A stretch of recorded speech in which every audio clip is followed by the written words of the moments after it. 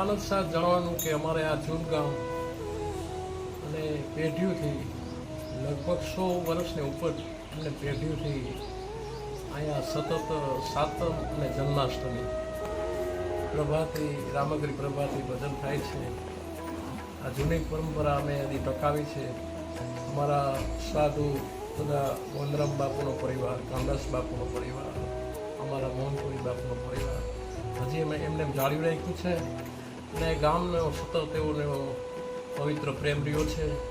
અને બસ આપણો આ સનાતન ધર્મ આમને કાંઈ ટકી જાય એવી દ્વારકાધીશને પ્રાર્થના.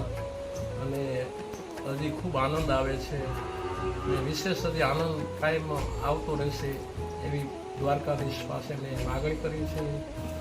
અમારે ચૂર ગામમાં પરંપરાથી અમારા સાધુ સમાજ બધો આ 4 પેઢીની અમને ખબર છે. 4 પેઢી મૂળથી આ પરંપરા પ્રભાતી ભજન આંજહવાર કીર્તન કરે છોકરા બધું ચાલુ છે.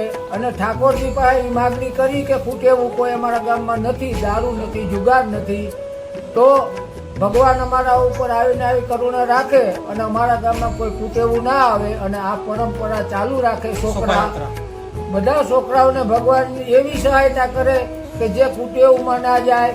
અને આ અમારી પરંપરા ચાલુ રહી. અમારા પરિબાપુને એટલો બધો ખંભાળિયાથી આવીને સાથ આપે છે અને એવા સારા કલાકાર અમારા તુષાર બાપુ આ બહુ સારું ગાય. બધા પૂરેપૂરો સહકાર, ગામના વડીલોનો પૂરો સહકાર.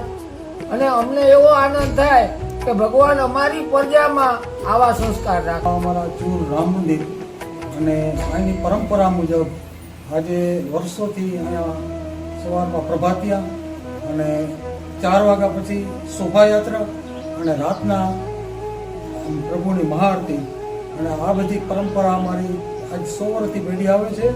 અને આમાં બધા ગામજનો બધા આમાં સક્રિય હોય છે. બીજા કોઈ લક્ષણ કરતાં આ બધું અમારા પરંપરા મુજબ હાલે છે. જય દ્વારકા.